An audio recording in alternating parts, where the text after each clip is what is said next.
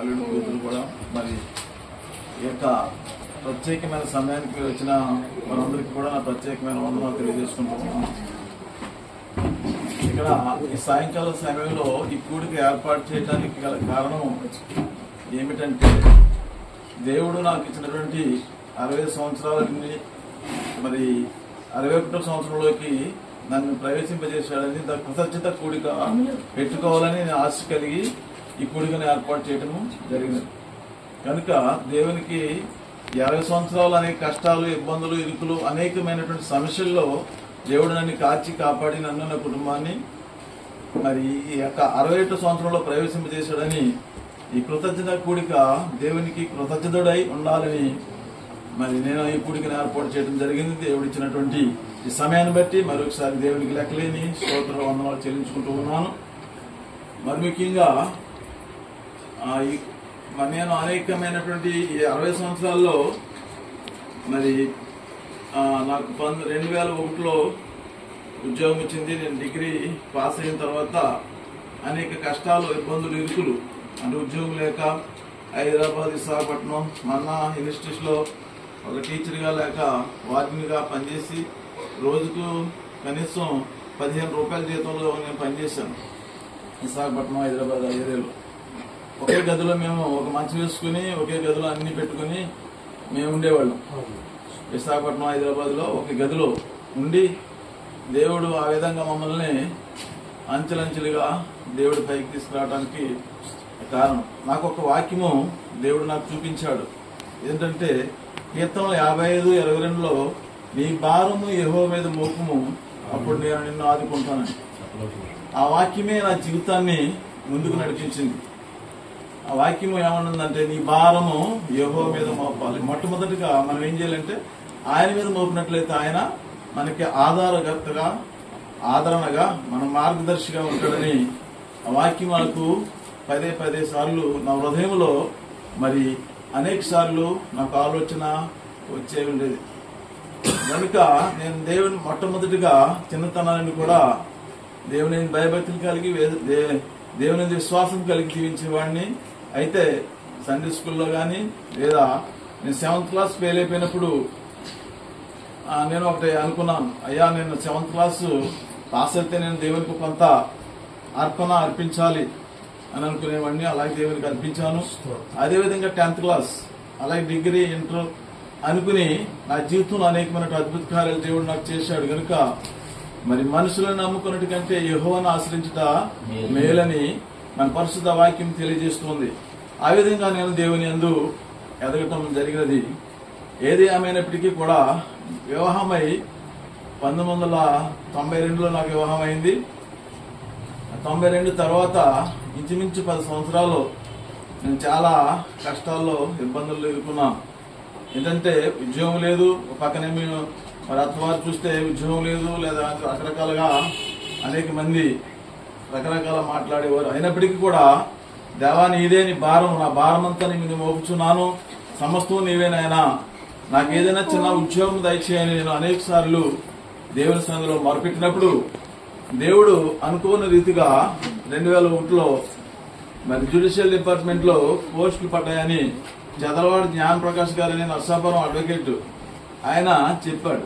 చెప్తేనేమో మనకు వస్తుంది ఏంట్లే అని నా అప్లికేషన్ అయితే పెట్టాను. కానీ దేవుని కృప చేత ప్రార్థన చేసుకుని మా తమ్ముడు నేను కూడా ఇంటర్వ్యూకి వెళ్ళాం. అయితే మా తమ్ముడు అయితే 10th క్లాస్ బేసిక్, నేనైతే డిగ్రీ చదువుకున్నాను. అయినా 10th క్లాస్ బేసిక్ మీద నేను ఉద్యోగానికి అప్లై చేశాను. అప్లై చేసినప్పుడు మరి అక్కడ జడ్జి గారు 3 ప్రశ్నలు అడిగారు. ఆ 3 ప్రశ్నలకి దేవుడు నా గొప్పతనం కాదు కానీ ఆ 3 ప్రశ్నలకి నేను సమాధానం చెప్పగలిగాను. దేవుని మహిమ, దేవుడు నా పట్ల చేసినటువంటి అద్భుత కార్యం. దాన్ని బట్టి ఆ ఉద్యోగం దేవుడు నాకు అనుగ్రహించాడు. అయితే చాలా మంది ఉద్యోగం నీకు ఎలా వచ్చింది, మీకు మీ యొక్క ఆ డిపార్ట్మెంట్ లో ఎవరైనా జాబ్ చేస్తున్నారా, లేదా ఎన్ని లక్షలు ఇచ్చావు అని అడిగేవారు. కానీ నేను ఉన్నట్టుగా చెప్పాను. ఏంటంటే దేవుడే నాకు గాడ్ గిఫ్ట్ గా దేవుడు ఇచ్చాడని నేను సాక్షిగా చెప్పేవాడిని. ఇది మరి వంశపారంగా ఈ జ్యుడిషియల్ డిపార్ట్మెంట్ లో వస్తా ఉంటాయి జాబ్లు. కానీ దేవుడు నాకు అనుగ్రహించాడు. దేవుని కృప చేత, అంతేగా నాకు గొప్ప ఏమి కాదు గాని దేవుని యందు నమ్మికించిన వారిని ఎన్నడూ నేను సిగ్గుపరచనని బైబిల్ వాక్యం మనకు తెలియజేస్తుంది. ఆయన యందు మనం మొట్టమొదటిగా ఈ భారాన్ని యెహోవా మీద మోపాలి.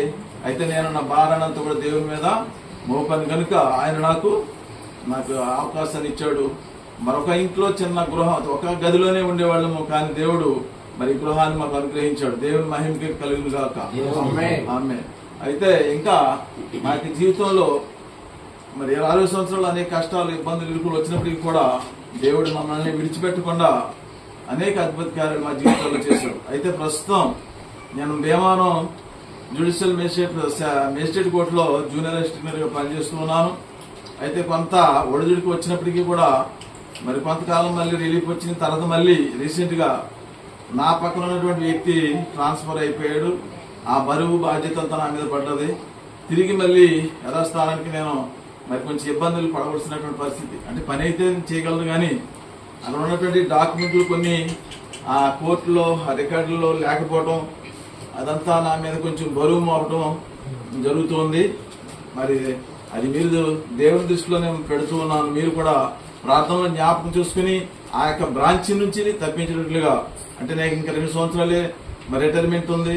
2026 జూన్ నెల 5వ తారీఖులో రిటైర్ అయిపోతున్నాం కనుక మరి దేవుడు 2 సంవత్సరాలు కూడా ఆయన పరిశుద్ధ రెక్కల చోటన మరి కాచి కాపాడి, నేను చేస్తున్నటువంటి బ్రాంచీలో ఇంచుమించు 4000 కేసులు ఉంటాయి. ఆ కేసులన్నీ చూసుకోవాలి ఏంటో అని కొంచెం బరువుతో మరి బాధ్యత కూడినటువంటి పని అది. అయితే ఆ బ్రాంచ్ నుంచి దేవుడు తప్పించినట్లుగా మీరందరూ కూడా మీ యొక్క అనుదిన ప్రార్థనలో జ్ఞాపకం చేసుకోవాలని మరొకసారి మీకు అందరికీ మొక్కుకుంటూ మరి వేడుకుంటూ ఉన్నాను. మరి ముఖ్యంగా ఈ కూడికను మరి దేవుడు పరిశుద్ధంగా ఆదరించేంత వరకు మరి దైవజనులు మంచి వర్తమానాన్ని అందిస్తారు.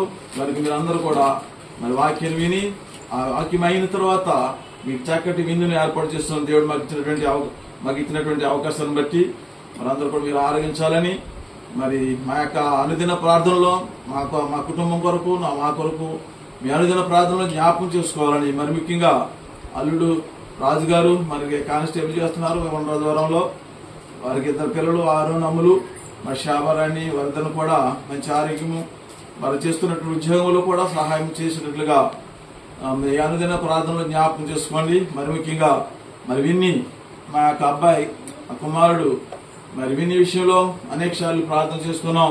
యవ్వన కాలంలో నరుడు ఒంటరిగా ఉండటం మంచిది కాదు, సాటి అయిన సహాయం కావాలి కనుక ఈ లోకంలో మరి ఆమె విన్నికి కూడా సాటి అయిన సహాయం కొరకు మీరు ప్రార్థన చేయాలని, మరి ముఖ్యంగా తను చేస్తున్న ఉద్యోగం మరి స్థిరమైనటువంటి ఉద్యోగం కావాలని దేవుడు అనుగ్రహించేటట్లుగా మీ అన్ని ప్రార్థనలు జ్ఞాపకం చేసుకోవాలని మరొకసారి మీకు అందరికి జ్ఞాపకం చేస్తూ నా యొక్క మాటల్లో ముగిస్తూ ఉన్నాను. దేవుని స్తోత్రం. హల్లెలూయా.